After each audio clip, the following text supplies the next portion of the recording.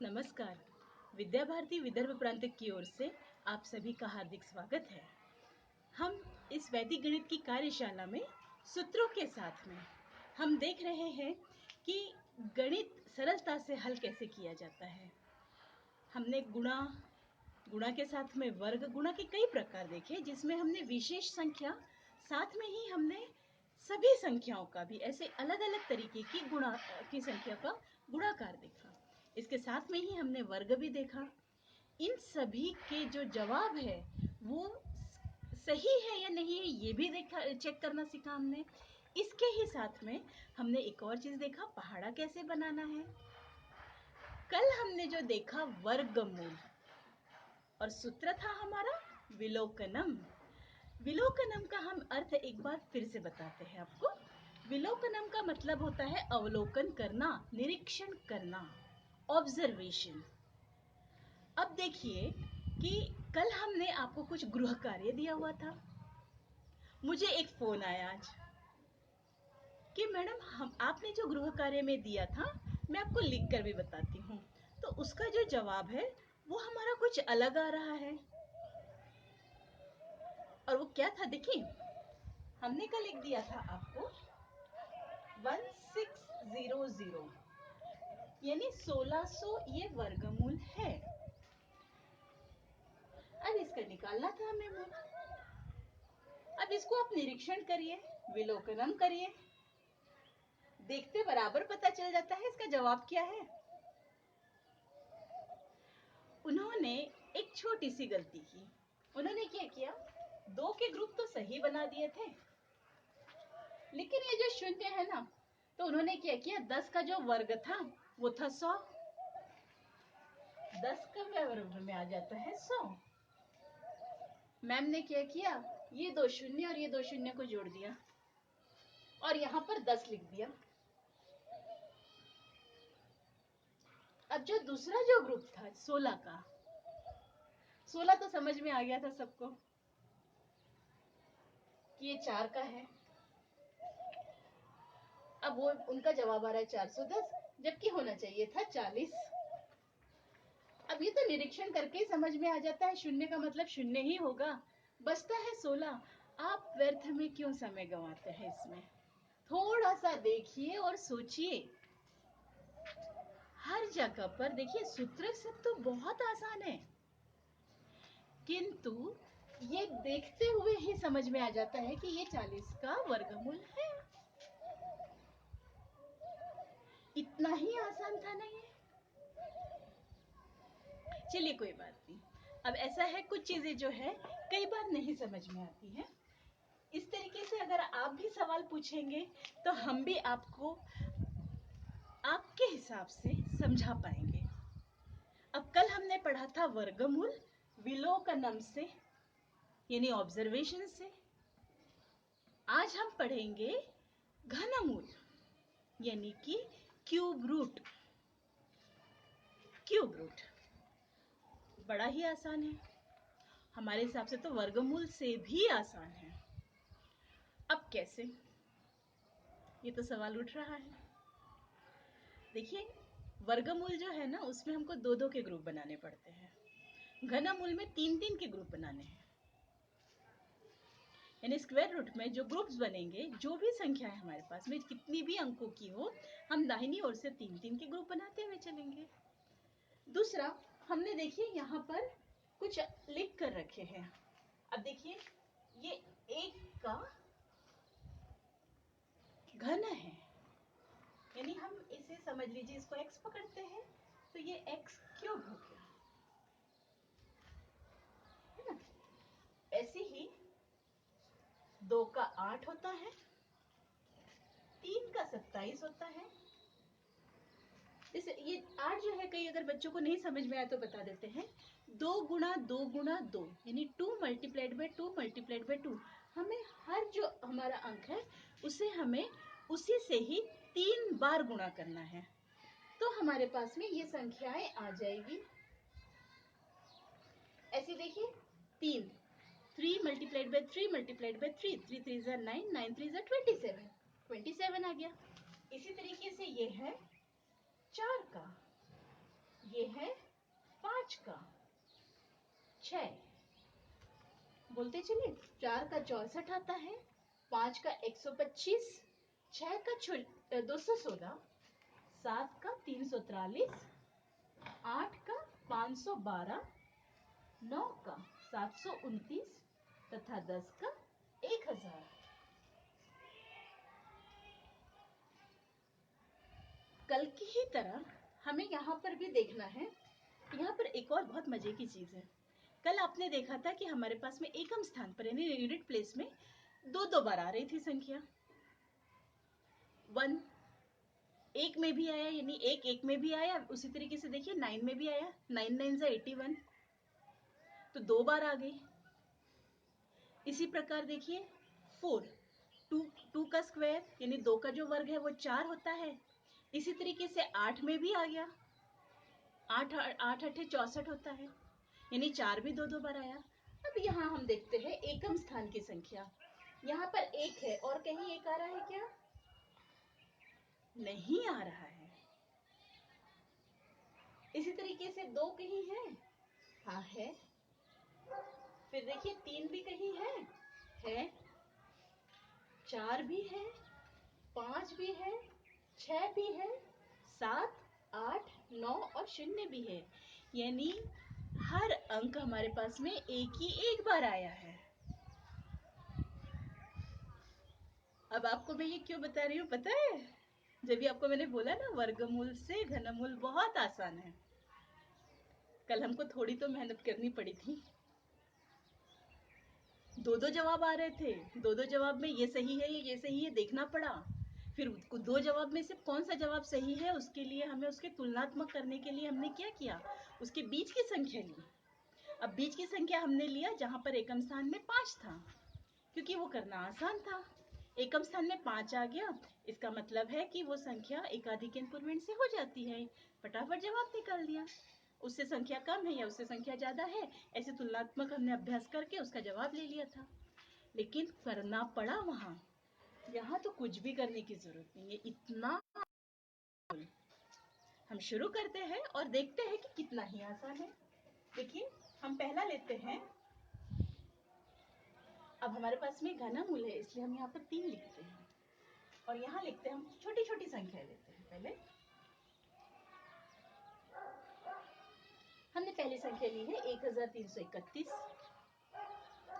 अब इसका जो घनमूल है हमने वो घनमूल है, ये इसका निकालना है हमें मूल कैसे।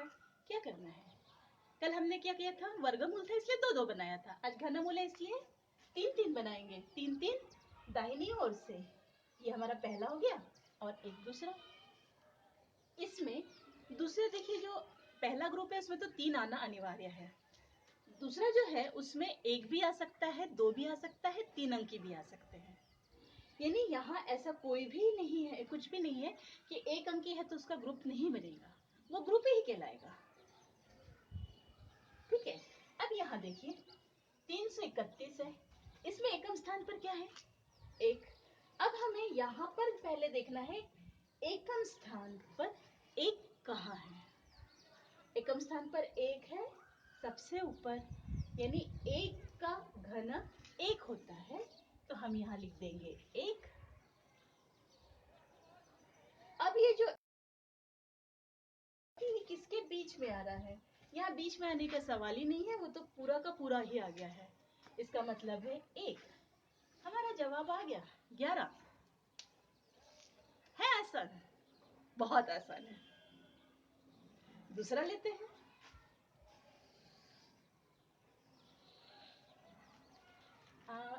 हम थोड़ा छोटे छोटे ही अभी ले रहे हैं प्रैक्टिस।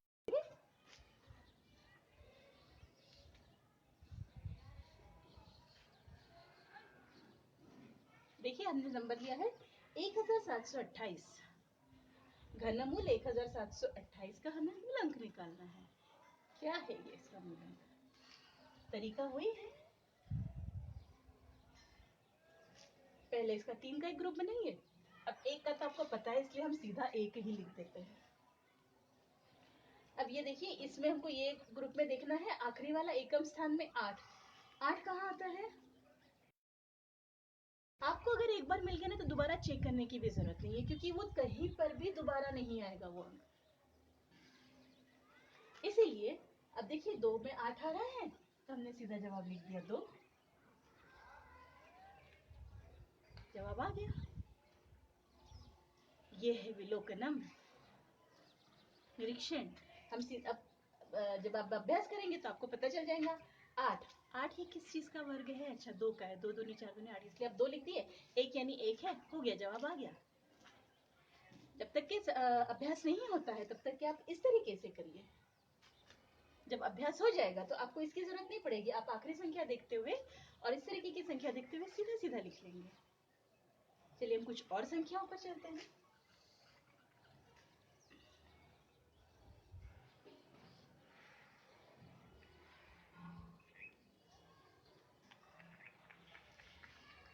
हमने लिया 3375। इसमें भी वैसे ही करना है, ये और ये। अब यहाँ आ गया 5। 5 5 में ही आएगा और कहीं आएगा नहीं, याद भी करने की जरूरत नहीं है। 5 पच्चे 25, 25 में भी आखिरी 5 ही आएगी, और 25 पच्चे 125, वहां भी 5 ही आएगा। यानी जब भी यहाँ 5 आए आप यहाँ 5 लिख दीजिए। बड़ा ही आसान है। अब देखिए 3 3 ये किसके इसमें आता है, किसके बीच में आता है? हमें इसमें चलना है। यहाँ पर 1 और 8 के बीच में आता है 3, यानी 1 और 2 के बीच में आता है 3। तो जो छोटी होती है हम वो संख्या लेते हैं। 1 ये छोटी है, इसलिए हम यहाँ लेंगे 15, यानी 1 ये 15। जवाब आ गया। और भी कुछ प्रैक्टिस कर ले। अब चलिए 4 अंक की तो बहुत होगी, हम 5 अंक पर चलते हैं।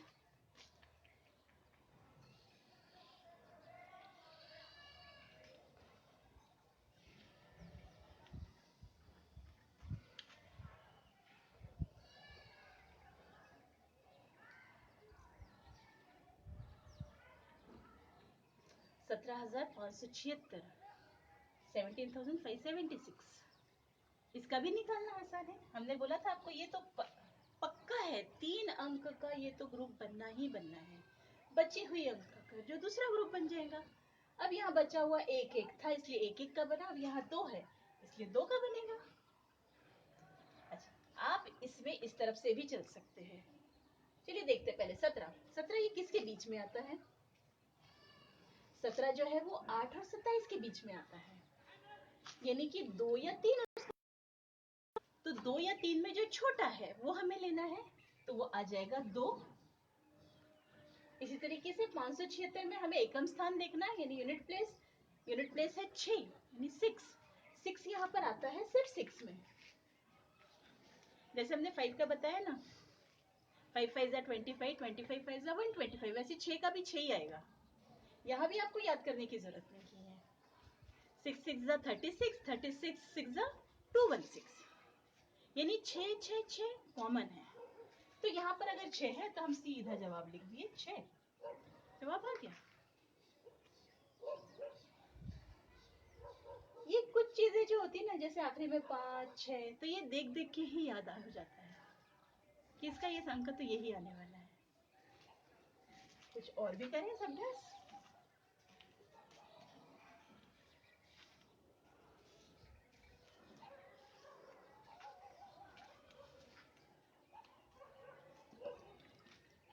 टू 9791,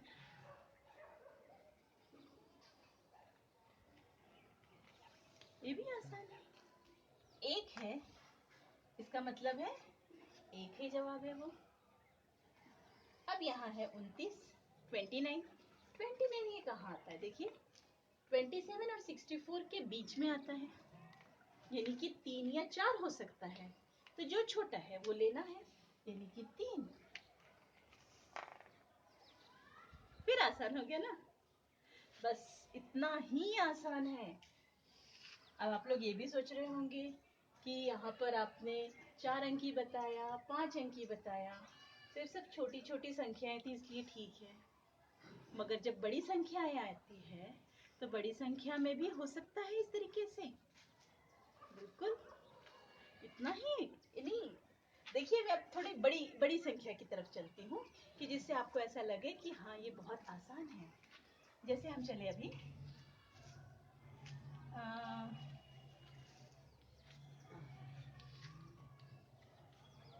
85,184 यानी 85,184 है। अब ये बड़ी हो गई ना थोड़ी। 4 कहाँ आता है? देखिए 4 आएगा 4 में ही।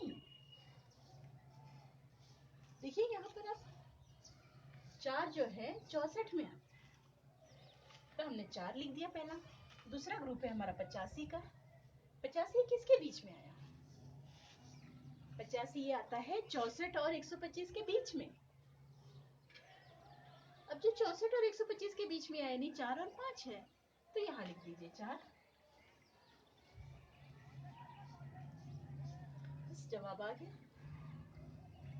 फिर आप सोच रहे होंगे कि मैम ने तो बस 5 ही अंक ही बताया, चलिए हम 6 अंक भी लेकर ले लेते हैं, एक बड़ी संख्या और।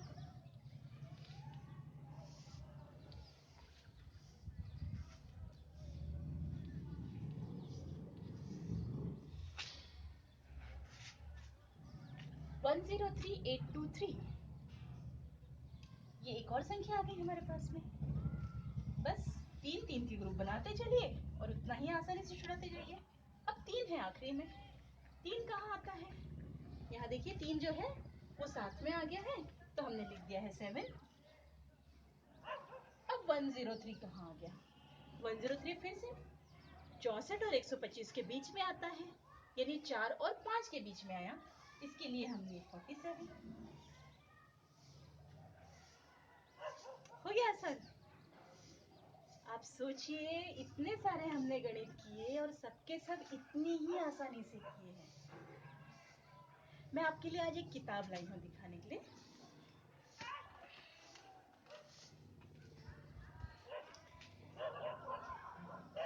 ये विद्या भारती की ओर से प्रकाशित वैदिक गणित की निर्देशिका भाग 1 है। ये हमारे स्वामी जी का फोटोग्राफ है। ये जो किताब है ये कक्षा 12वीं तक चलती है। ये किताब बहुत अच्छी किताब है। ये किताब हिंदी में भले ही हो, लेकिन देखिए ये जो किताब है ना, मैं आपको फिर से एक बार दिखाती हूँ। इसमें देखिए ये किताब हिंदी में है। जब हम पहली बार पढ़े थे इसे हिंदी में, तो कुछ चीज़ें मुझे हिंदी से पढ़ाई नहीं करने की वजह से वो चीज़ समझ में नहीं आई थी। मगर फिर जब दोबारा हमने उसको समझ के पढ़ा तो फिर पता चला कि ये तो बहुत आसान है। और ये इसमें पूरा ही 12वीं तक का जो हम सिलेबस कहते हैं ये पूरा दिया हुआ है। और इसी में ही जो ये जितने भी हम सब जो कर रहे हैं इसमें का हम बहुत कुछ भाग ये किताब से ले रहे हैं। ये किताब जैसे निर्देशिका 1 और निर्देशिका 2 ऐसे 2 किताबें हैं। मैं किताब दिखाने की मुझे बस ज़रूरत इसलिए पड़ी कि कई लोग मुझे पूछते हैं कि मैम वैदिक गणित की कोई किताबें नहीं हैं? मैंने कहा नहीं है, बहुत सारी किताबें हैं। और इसमें जो प्राथमिक स्वरूप में लेकिन जो किताबें होनी चाहिए है उस तरीके की थोड़ी कम है। लेकिन आप जैसे अभी हमारे साथ में जुड़े हुए हैं और हमारे साथ में पढ़ रहे हैं, तो इसके बाद में आप इस तरीके की किताबें पढ़ सकेंगे। थोड़ी कोशिश करेंगे तो बहुत अच्छे से पढ़ेंगे। एक बार फिर से आपको एक किताब दिखाऊं।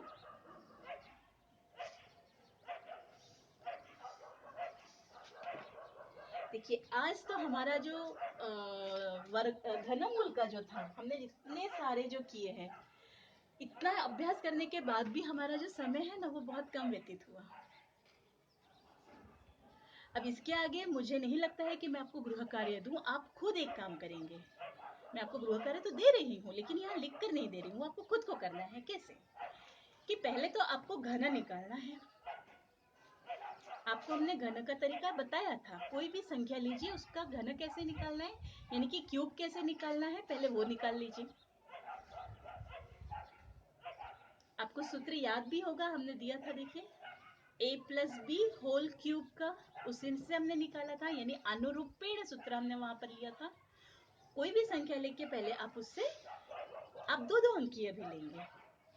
अभ्यास के लिए 2 अंक की संख्या लेकर उसका पहले आप घन निकालिए और फिर वो जो आपके पास में घन आ जाता है उसी का फिर आप वर्गमूल निकाल लीजिए। कितना आसान। कर पाएंगे? आशा रखती हूँ कि आप अपना गृह कार्य खुद के अभ्यास से ही करेंगे। आज के लिए विदा लेते